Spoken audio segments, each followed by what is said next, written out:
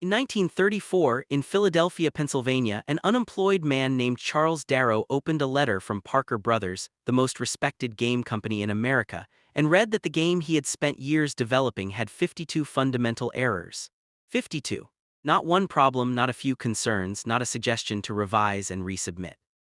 52 fundamental errors documented and itemized, sent back to a man who had no job, no income, and a family depending on him during the worst economic crisis this country had ever seen. The year was 1934. 1 in 4 Americans was unemployed. Charles Darrow was one of them. And the one thing he had been quietly building in his home, the one thing he had poured his time and his belief into during the long, empty days of unemployment, had just been returned to him with a letter that said, in the clearest possible professional language, that he had gotten it wrong 52 times. What Parker Brothers could not have known when they sent that letter, what nobody in the established game industry understood in 1934, was that the game they had just rejected was going to go on to sell over 275 million copies in more than 110 countries, in 47 languages, and become the best-selling board game in the history of the world, not despite the rejection, not after fixing the 52 errors they had identified. But exactly as Charles Darrow had built it, in exactly the form that Parker Brothers had told him was fundamentally flawed. The experts were wrong. The rejection letter was wrong. And Charles Darrow, unemployed, broke, sitting in his Philadelphia home with a letter that told him everything he had worked toward during the darkest years of his life was not good enough, kept going anyway. What he could not have known in that moment was that the rejection letter was not the end of his story. It was the last obstacle between where he was and where he was going. Everything he had built in silence, during the years when the country was broken and the future was uncertain, and nobody with any authority had told him yet that what he was doing was worth anything. All of it was about to become something that the world would still be playing 90 years later. And the only thing that stood between that rejection letter and 275 million copies was one decision. The decision to keep going when the most respected name in his industry had told him, in writing, that he should stop. Before we go further into this story, let us know in the comments where you are watching from. We would love to hear from you. And if stories like this move you, make sure you hit that subscribe button so you never miss what we uncover next on The Silent Fortunes. His name was Charles Darrow, and before we go any further into what he built, let us be honest about what he was working with when this story begins. He was not a game designer. He had no background in publishing, no connections in the entertainment industry, and no particular reason to believe that anything he created in his home in Philadelphia was going to find its way onto shelves in stores across America. He was a heating equipment salesman who had lost his job when the Great Depression arrived and dismantled the economy around him. One of 25% of Americans who were unemployed in the early 1930s, trying to keep a family together in a city where the evidence of financial collapse was visible on every street corner. He was a man with time he had never wanted, and a belief he could not fully explain in something he was building in his own home with whatever materials he had available. So how does a man like that, with no industry connections, no professional credentials in game design, and no income to fund any kind of real development, create something that Parker Brothers, the most respected game company in America, would eventually reverse a rejection to acquire? What did Charles Darrow understand about what people needed during the worst economic period in American history that the established game industry, with all its experience and all its market knowledge, completely and entirely missed?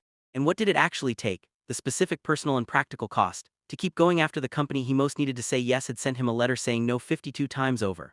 Those are the questions at the center of this story. And the answers are going to say something important about the difference between the judgment of institutions and the judgment of the people those institutions are supposed to serve.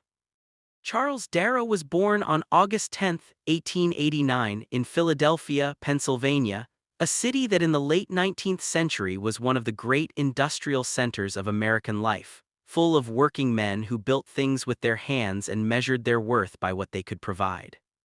He grew up in a working-class family that understood the relationship between effort and survival in the most direct possible terms, and he carried that understanding into his adult life with the quiet reliability of a man who does not expect anything to be given to him and has made his peace with that. He built a modest but stable life as a heating equipment salesman through the 1920s, not a glamorous career, not the kind of work that drew attention or admiration, but honest work that paid the bills and kept his family secure and gave him the particular dignity of a man who knows exactly what he is and is not ashamed of it.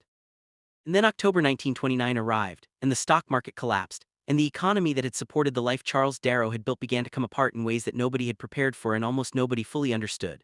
The Great Depression did not arrive in Philadelphia like a sudden storm. It arrived slowly and then completely, the way a tide comes in, until one day the water was everywhere and there was nowhere dry left to stand. Businesses closed. Banks failed.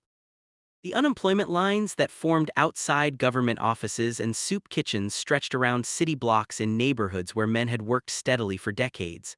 By the early 1930s, 1 in 4 Americans was unemployed.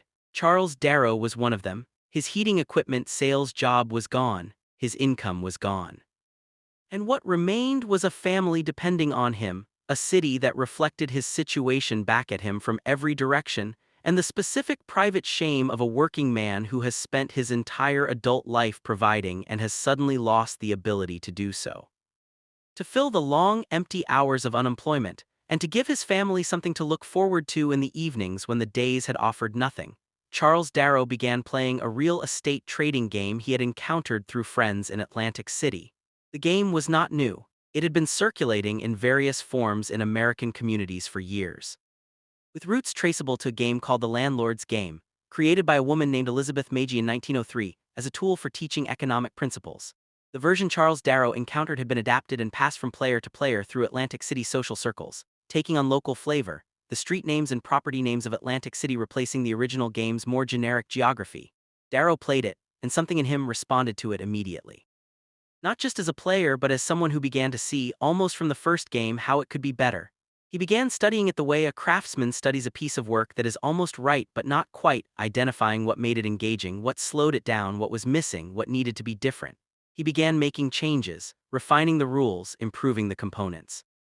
Drawing the board himself on a piece of oilcloth, and handcrafting the playing pieces from whatever materials he had available in his home. What had started as a way to pass the time during the worst period of his life was quietly becoming something else entirely. Something he could not yet fully name, but that he could feel was more significant than anything he had worked on before. The weight Charles Darrow was carrying in the early 1930s was not the abstract weight of uncertainty or ambition unrealized. It was the specific concrete daily weight of a man who could not pay his bills. He had a wife named Esther. He had a son. He had a house in Philadelphia that required money to maintain and a family that required money to feed and clothe and keep warm through the Pennsylvania winters. And he had no income. Every morning he woke up in a country where 1 in 4 working men was in exactly the same position, which meant that the job market he was trying to re-enter was not just difficult. It was a closed door that millions of other men were also standing in front of, all of them with the same desperate need, and none of them with any particular advantage over the others. The dignity of a working man in Depression-era America was measured almost entirely by his ability to provide. Charles Darrow could not provide, and that gap between the man he had always been and the man his circumstances were forcing him to be was a weight he carried in silence, the way men of that generation carried almost everything that hurt them. What the world around Charles Darrow saw was unremarkable in the worst possible way: another unemployed man in Depression-era Philadelphia, doing what unemployed men did, waiting for things to get better, indistinguishable from millions of others in cities across the country who were in the same position and facing the same uncertain future. Nobody looked at Charles Darrow in 1932 or 1933 and saw someone on the verge of something. There was no visible evidence that suggested anything other than what was plainly apparent: a man caught in a national crisis, doing his best, with no particular reason to expect a different outcome than the one the circumstances suggested. He had stopped talking openly about the game he was developing, because he had felt enough times the particular deflation that comes when you share something you believe in with someone who does not share your belief, and he did not have the emotional reserves left to absorb that deflation repeatedly. So he worked on it quietly in the evenings, in the hours when the day's fruitless job searching was behind him and the house was his own. He began making the game by hand and selling it. He drew the board on pieces of oilcloth. He carved the playing pieces from wood. He handwrote the property cards one by one. He charged $4 per set, a meaningful amount for a family in Depression-era Philadelphia, and sold them to friends and neighbors and a handful of local toy stores that were willing to stock something handmade and unproven. The income was real, but it was small, nowhere near enough to replace what his family needed, and the process of making each set by hand was slow and exhausting on top of everything else he was carrying. But the game was selling. People who played it came back wanting another copy for someone they knew. Something about it was working in a way that Charles Darrow could feel but could not yet quantify. In 1934, he made the decision that he believed would change everything. he submitted the game to Parker Brothers, the most respected name in the American game industry, certain that what he had built was good enough to speak for itself. The rejection letter arrived with 52 fundamental errors itemized inside it. And just when it seemed like there was no way out, something shifted. Here is where everything changed, and what changed was not the game. Charles Darrow did not sit down with Parker Brothers' rejection letter and work through their 52 objections one by one, revising and resubmitting and hoping that the second version would be received more favorably than the first. He read the letter, he understood what it said. And then he made a decision that most people in his position, unemployed, financially desperate, with a family depending on him and no institutional support of any kind, would never have had the clarity or the courage to make. He decided that Parker Brothers were wrong. Not about every detail, not about every technical point in their rejection, but about the fundamental question the letter was really asking, whether what Charles Darrow had built was something people would want. On that question, he had evidence they did not have. He had been selling handmade sets for $4 each and watching people come back for more. He had seen what happened when someone sat down and played the game for the first time. Parker Brothers had evaluated a product. Charles Darrow had watched people experience something, and those are not the same thing.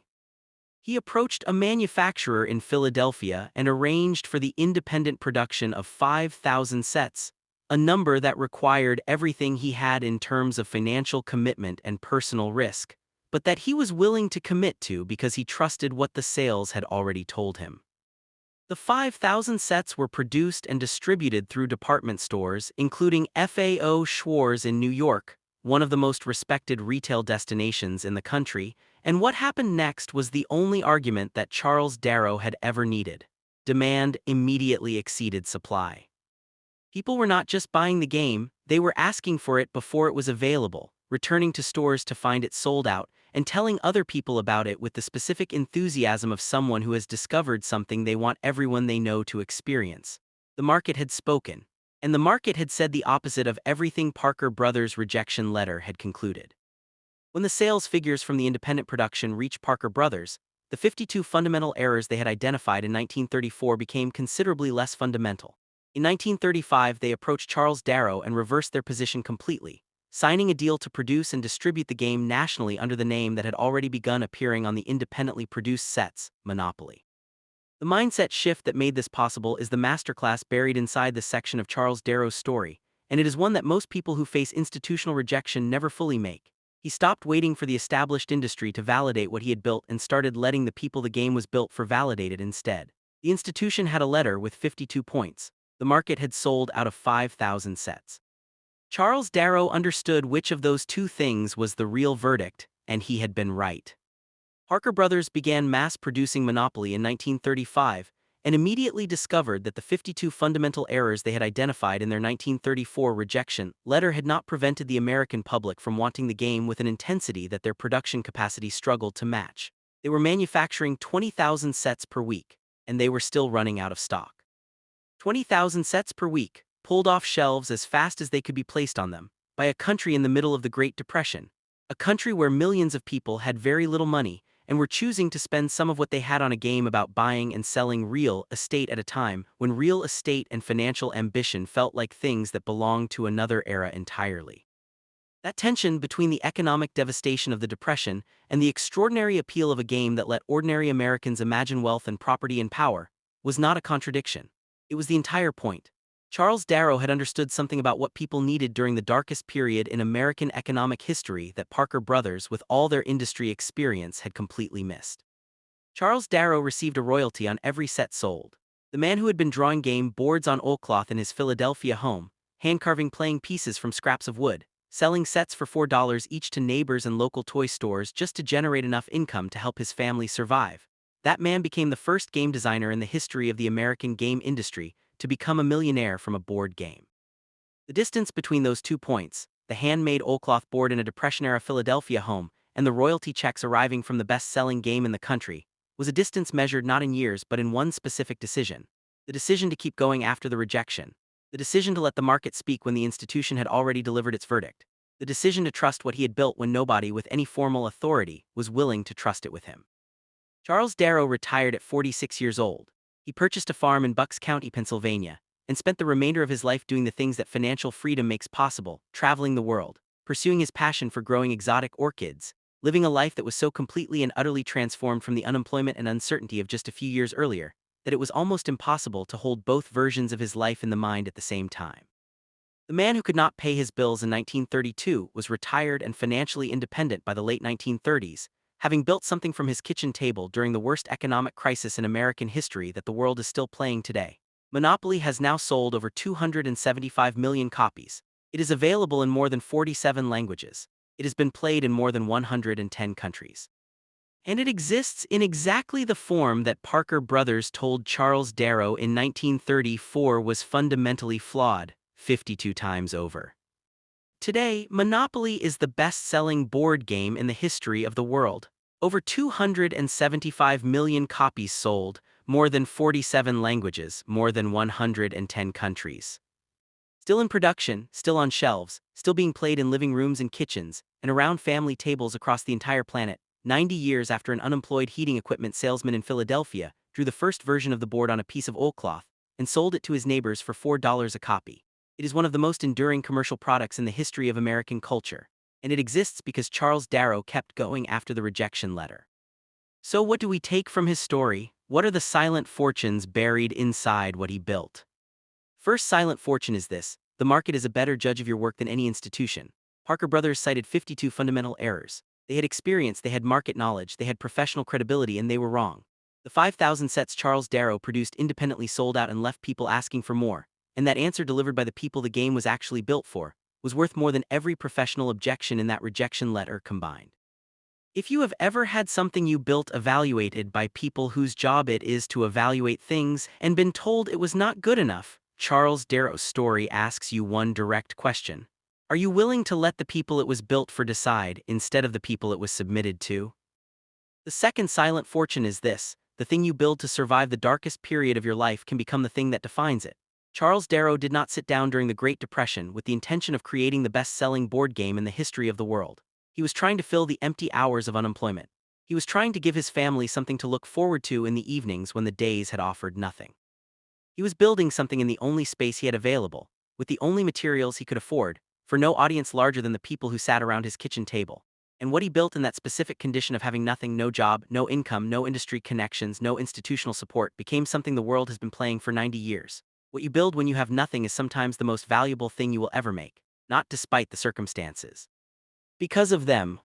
And the third silent fortune, the one that most directly applies to every man watching this who has ever received a rejection that came with a list, is this: a rejection with a number attached is not a verdict.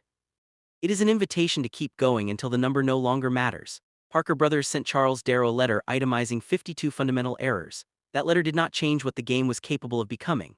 It did not alter the experience of sitting down and playing it for the first time. It did not affect what happened when 5,000 independently produced sets hit department store shelves and disappeared in days. 52 fundamental errors, documented by professionals, sent to a man who went on to sell 275 million copies of the game they rejected. The people who count your errors are not the people who get to decide what your work is worth. If you're sitting on something right now that you have been told has too many problems to succeed, Charles Darrow's story is the most direct answer to that you will ever hear. Keep going.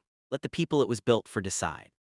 In 1934, Parker Brothers sent Charles Darrow a letter telling him that the game he had built by hand in his Philadelphia home, during the worst economic crisis in American history, while unemployed, while his family depended on him, while the world around him offered no particular reason to expect anything different from the years ahead, had 52 fundamental errors. That letter was not the end of his story.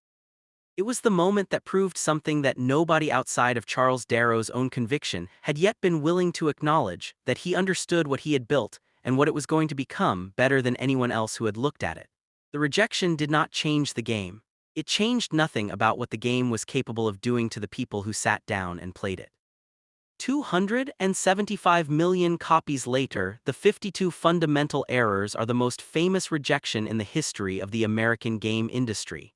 And Charles Darrow is the first game designer in history to have become a millionaire. So here is the question I want to leave you with today, and I want you to answer it honestly in the comments below.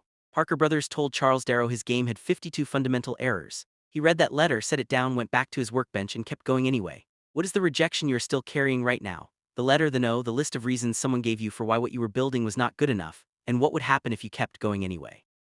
Tell me in the comments below.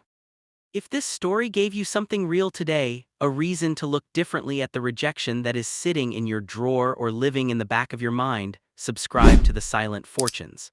Because every single week we come back here and uncover another story the world forgot to tell.